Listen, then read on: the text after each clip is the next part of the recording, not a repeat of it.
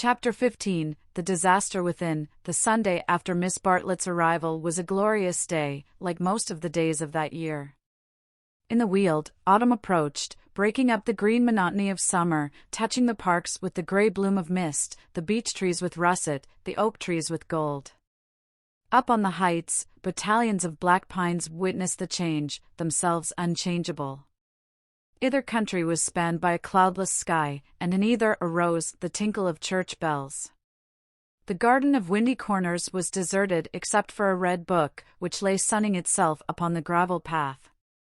From the house came incoherent sounds, as of females preparing for worship. The men say they won't go. Well, I don't blame them, Minnie says. Need she go? Tell her, no nonsense, Anne. Mary! Hook me behind. Dearest Lucia, may I trespass upon you for a pin? For Miss Bartlett had announced that she at all events was one for church. The sun rose higher on its journey, guided, not by Phaeton, but by Apollo, competent, unswerving, divine. Its rays fell on the ladies whenever they advanced towards the bedroom windows, on Mr. Beebe down at Summer Street as he smiled over a letter from Miss Catherine Allen, on George Emerson cleaning his father's boots, and lastly, to complete the catalogue of memorable things, on the red book mentioned previously. The ladies move, Mr. Beebe moves, George moves, and movement may engender shadow. But this book lies motionless, to be caressed all the morning by the sun and to raise its covers slightly, as though acknowledging the caress. Presently Lucy steps out of the drawing-room window. Her new cerise dress has been a failure, and makes her look tawdry and wan. At her throat is a garnet brooch, on her finger a ring set with rubies, an engagement ring. Her eyes are bent to the Weald. She frowns a little, not in anger, but as a brave child frowns when he is trying not to cry. In all that expanse no human eye is looking at her, and she may frown unrebuked and measure the spaces that yet survive between Apollo and the western hills. Lucy! Lucy! What's that book? Who's been taking a book out of the shelf and leaving it about to spoil? It's only the library book that Cecil's been reading. But pick it up, and don't stand idling there like a flamingo. Lucy picked up the book and glanced at the title listlessly, under a loggia. She no longer read novels herself, devoting all her spare time to solid literature in the hope of catching Cecil up. It was dreadful how little she knew, and even when she thought she knew a thing, like the Italian painters, she found she had forgotten it. Only this morning she had confused Francesco Francia with Piero della Francesca, and Cecil had said, "What? You aren't forgetting your Italy already?" And this too had lent anxiety to her eyes when she saluted the dear view and the dear garden in the foreground, and above them, scarcely conceivable elsewhere, the dear Sunday. Lucy, have you a sixpence for Minnie and a shilling for yourself? She hastened into her mother, who was rapidly working herself into a Sunday fluster. It's a special collection, I forget what for. I do beg, no vulgar clinking in the plate with halfpennies, see that Minnie has a nice bright sixpence. Where is the child? Minnie! That book's all warped. Gracious, how plain you look. Put it under the atlas to press. Minnie! Oh, Mrs. Honeychurch, from the upper regions. Minnie, don't be late. Here comes the horse. It was always the horse, never the carriage. Where's Charlotte? Run up and hurry her. Why is she so long? She had nothing to do. She never brings anything but blouses. Poor Charlotte, how I do detest blouses. Minnie! Paganism is infectious, more infectious than diphtheria or piety, and the rector's niece was taken to church protesting. As usual, she didn't see why. Why shouldn't she sit in the sun with the young men? The young men, who had now appeared, mocked her with ungenerous words. Mrs. Honeychurch defended orthodoxy, and in the midst of the confusion Miss Bartlett, dressed in the very height of the fashion, came strolling down the stairs. Dear Marian, I am very sorry, but I have no small change, nothing but sovereigns and half-crowns. Could anyone give me, yes, easily. Jump in. Gracious me, how smart you look. What a lovely frock. You put us all to shame.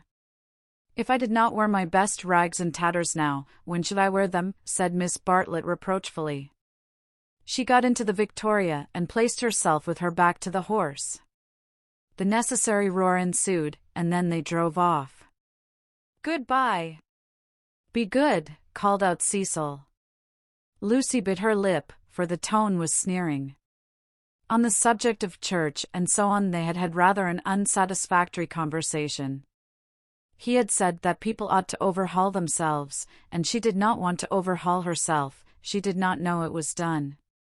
Honest orthodoxy Cecil respected, but he always assumed that honesty is the result of a spiritual crisis. He could not imagine it as a natural birthright that might grow heavenward like flowers. All that he said on this subject pained her, though he exuded tolerance from every pore. Somehow the Emersons were different.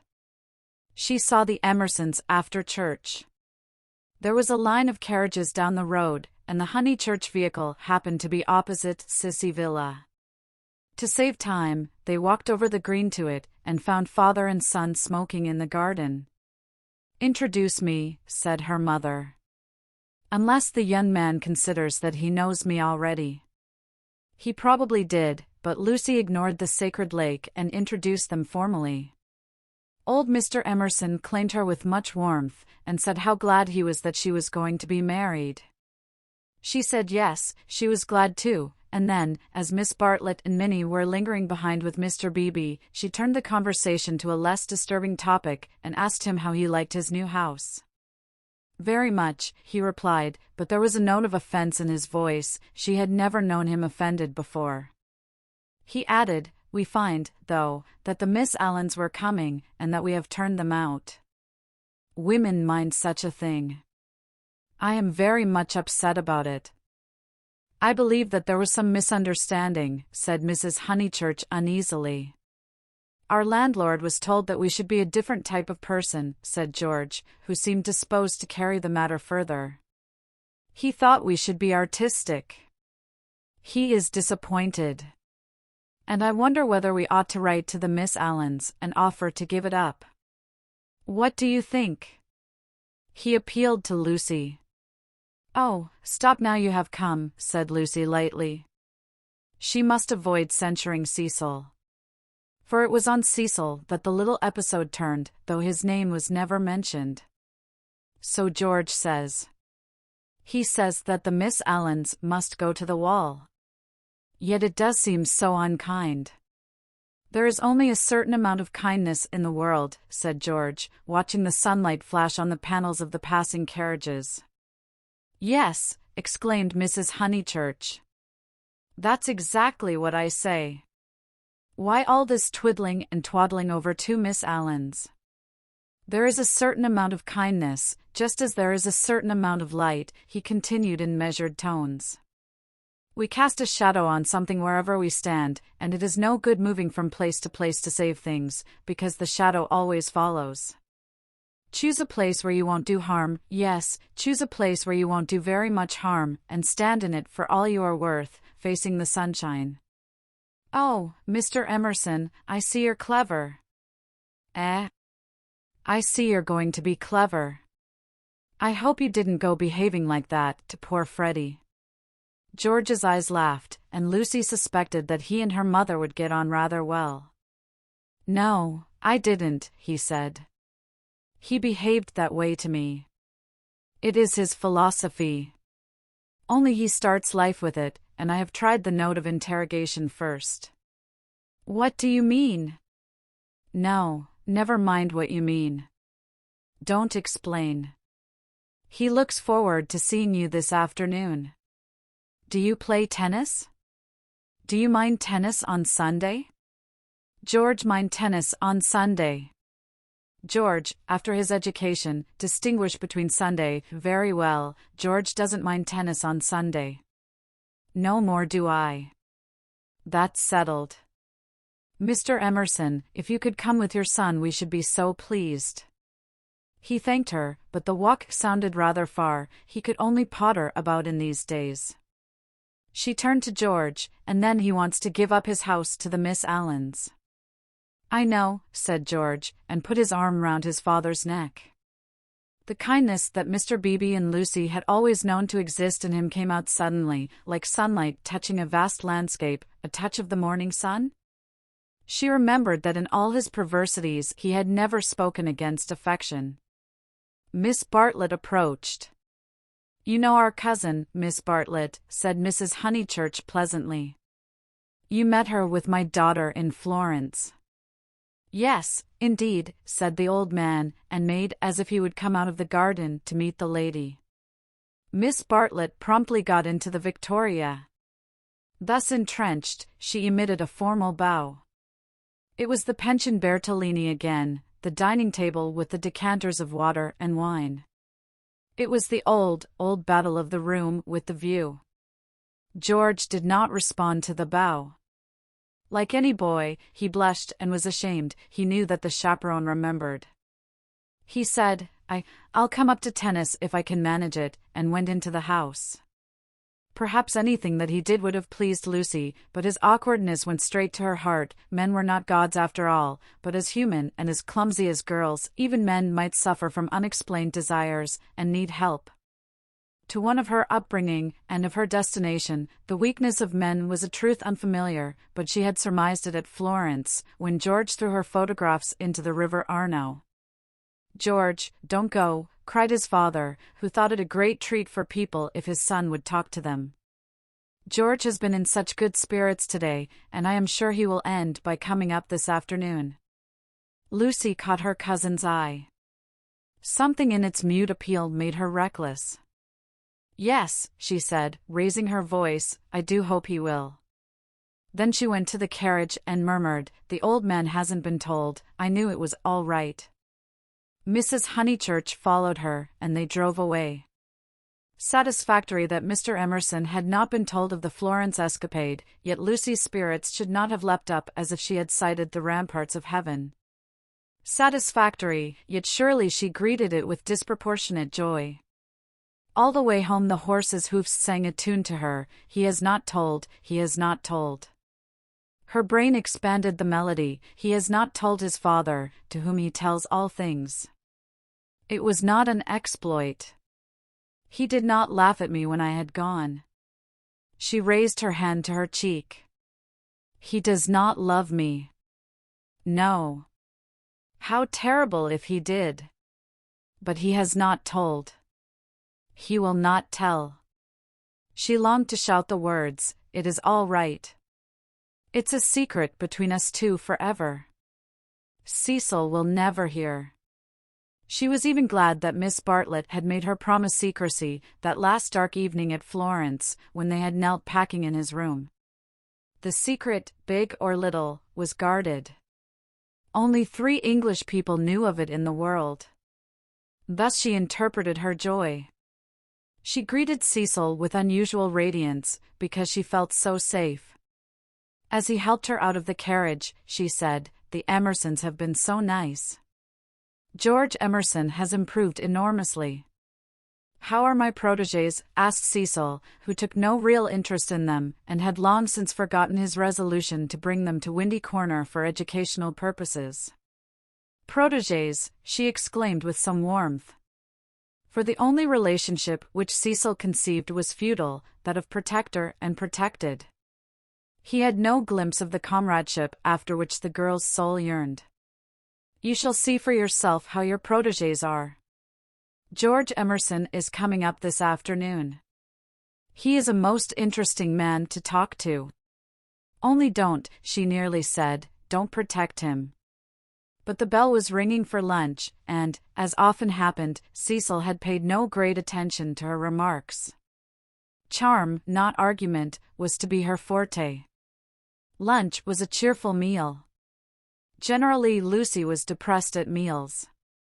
Someone had to be soothed, either Cecil or Miss Bartlett, or a being not visible to the mortal eye, a being who whispered to her soul, it will not last, this cheerfulness.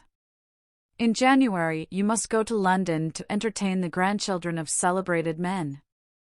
But today she felt she had received a guarantee. Her mother would always sit there, her brother here. The sun, though it had moved a little since the morning, would never be hidden behind the western hills. After luncheon, they asked her to play. She had seen Gluck's Armide that year, and played from memory the music of the Enchanted Garden, the music to which Renaud approaches, beneath the light of an eternal dawn, the music that never gains, never wanes, but ripples forever like the tideless seas of fairyland. Such music is not for the piano, and her audience began to get restive, and Cecil, sharing the discontent, called out, "Now play us the other garden, the one in Parsifal." She closed the instrument.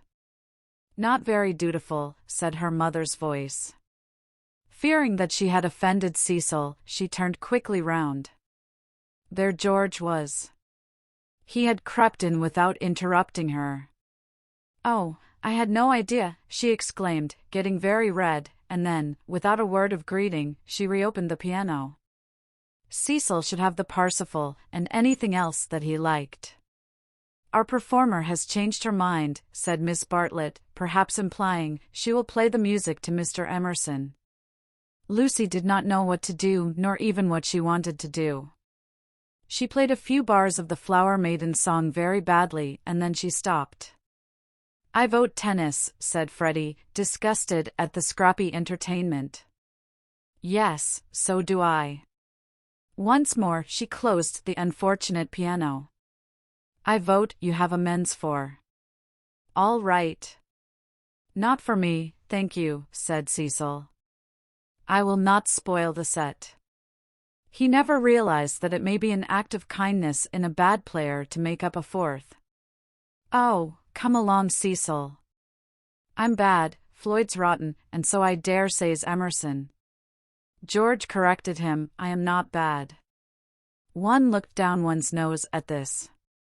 "Then certainly I won't play," said Cecil, while Miss Bartlett, under the impression that she was snubbing George, added, "I agree with you, Mr. Vyse. You had much better not play." Much better not. Minnie, rushing in where Cecil feared to tread, announced that she would play. "I shall miss every ball anyway, so what does it matter?" But Sunday intervened and stamped heavily upon the kindly suggestion. "Then it will have to be Lucy," said Mrs. Honeychurch. "You must fall back on Lucy. There is no other way out of it. Lucy, go and change your frock." Lucy's Sabbath was generally of this amphibious nature. She kept it without hypocrisy in the morning, and broke it without reluctance in the afternoon.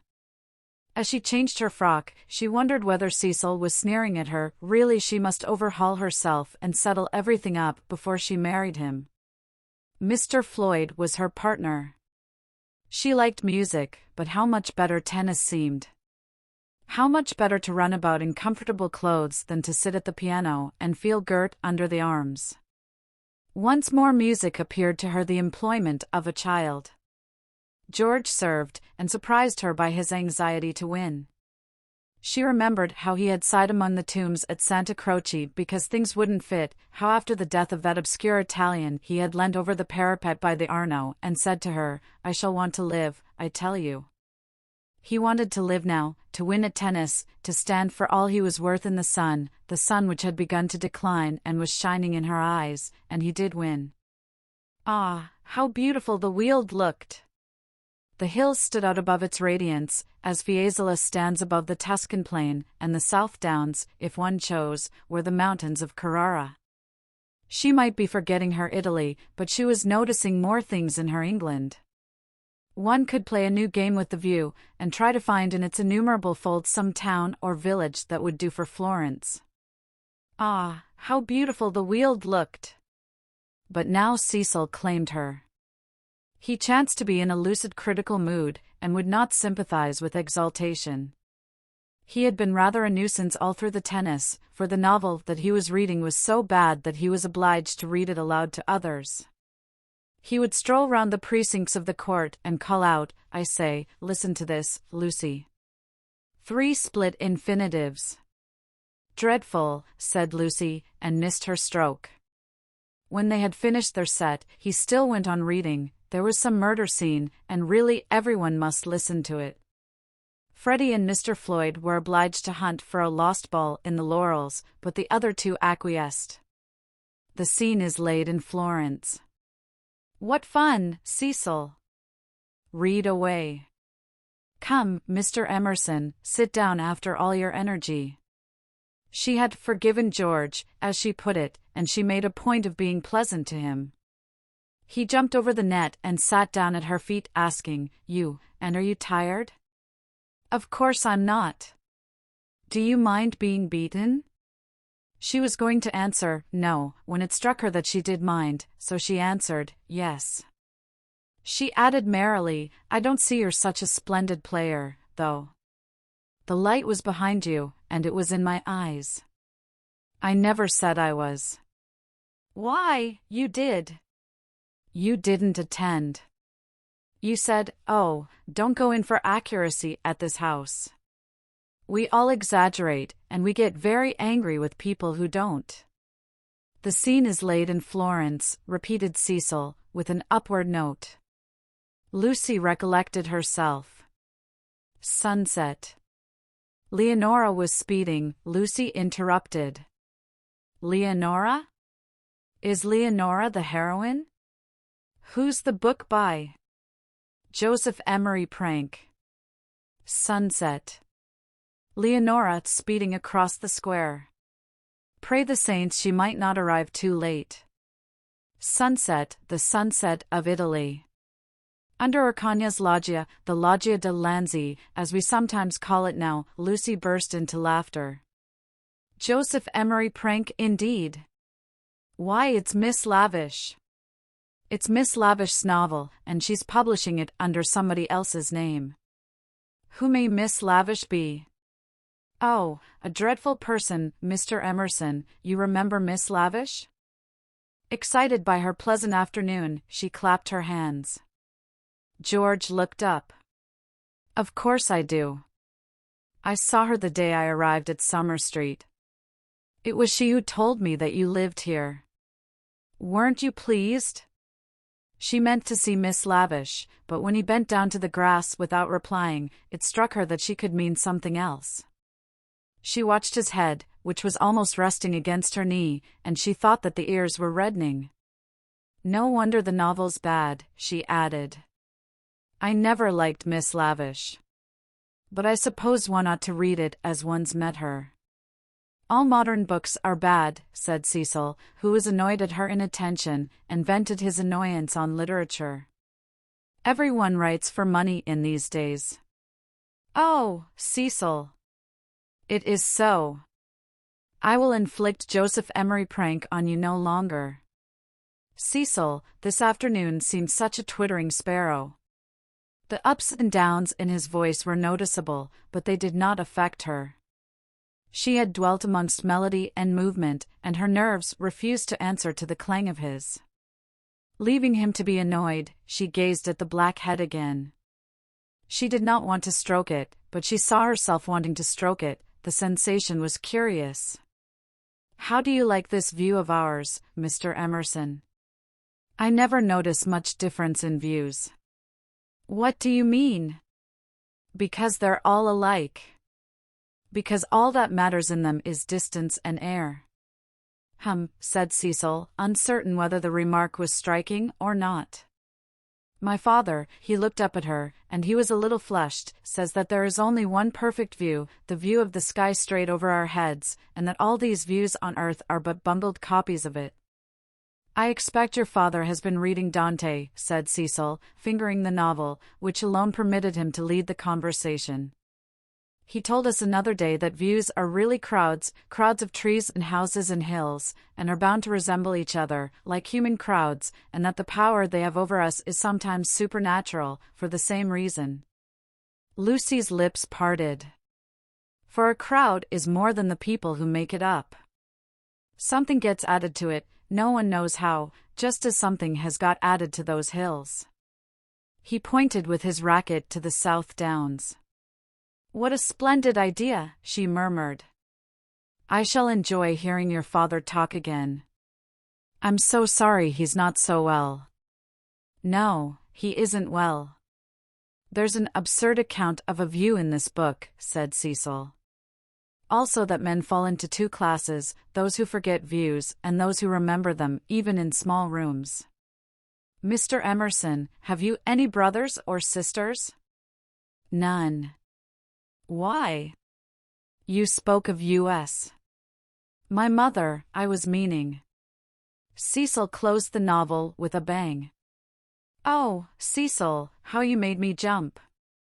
I will inflict Joseph Emery prank on you no longer. I can just remember us all three going into the country for the day and seeing as far as Hindhead. It is the first thing that I remember. Cecil got up. The man was ill-bred. He hadn't put on his coat after tennis. He didn't do. He would have strolled away if Lucy had not stopped him. Cecil, do read the thing about the view. Not while Mr. Emerson is here to entertain us. No, read away. I think nothing's funnier than to hear silly things read out loud. If Mr. Emerson thinks us frivolous, he can go. This struck Cecil as subtle and pleased him. It put their visitor in the position of a prig. Somewhat mollified, he sat down again. Mr. Emerson, go and find tennis balls. She opened the book. Cecil must have his reading and anything else that he liked. But her attention wandered to George's mother, who, according to Mr. Eager, had been murdered in the sight of God and, according to her son, had seen as far as Hindhead. Am I really to go? Asked George. No, of course not really, she answered. Chapter 2, said Cecil, yawning. Find me Chapter 2, if it isn't bothering you. Chapter 2 was found, and she glanced at its opening sentences. She thought she had gone mad. Here, hand me the book. She heard her voice saying, It isn't worth reading, it's too silly to read, I never saw such rubbish, it oughtn't to be allowed to be printed.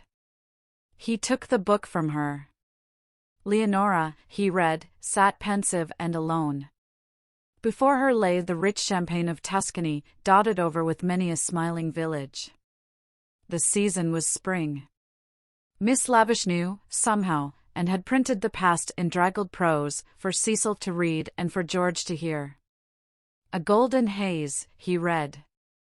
He read, afar off the towers of Florence, while the bank on which she sat was carpeted with violets. All unobserved Antonio stole up behind her, lest Cecil should see her face. She turned to George and saw his face. He read, there came from his lips no wordy protestation such as formal lovers use. No eloquence was his, nor did he suffer from the lack of it. He simply enfolded her in his manly arms. This isn't the passage I wanted, he informed them, there is another much funnier, further on. He turned over the leaves. Should we go in to tea? Said Lucy, whose voice remained steady. She led the way up the garden, Cecil following her, George last. She thought a disaster was averted. But when they entered the shrubbery it came. The book, as if it had not worked mischief enough, had been forgotten, and Cecil must go back for it, and George, who loved passionately, must blunder against her in the narrow path. No, she gasped, and, for the second time, was kissed by him. As if no more was possible, he slipped back, Cecil rejoined her, they reached the upper lawn alone.